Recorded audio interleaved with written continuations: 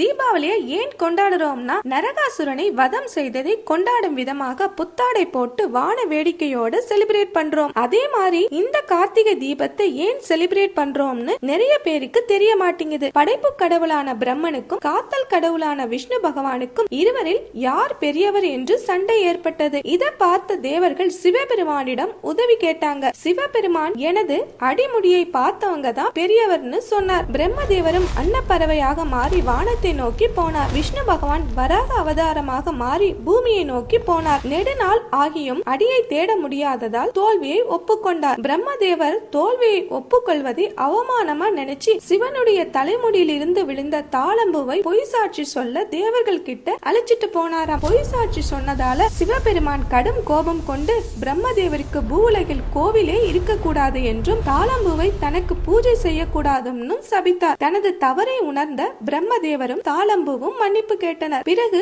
ஜோதி ரூபமாக பௌர்ணமி அன்று திருவண்ணாமலையில் காட்சியளித்தார். அதனால தான் திருவண்ணாமலையில் ஜோதி ஏற்றிய பிறகு நம்ம வீடுகள்ல விளக்கு ஏத்துறோம். இந்த வருஷம் 2025ஆம் ஆண்டு டிசம்பர் 3ஆம் தேதி புதன்கிழமை அன்னைக்கு திருவண்ணாமலையில 6 மணிக்கு மகா தீபம் ஏத்துவாங்க. பிறகு நம்ம வீடுகள்ல அகல் விளக்கு ஏற்றலாம். வீடு, வேலை, வாழ்க்கையில் உள்ள இருளை அகற்றி ஒளி தரும் நாள் இந்த கார்த்திகை திருநாள். அனைவருக்கும் கார்த்திகை திருநாள் நல்வாழ்த்துக்கள்.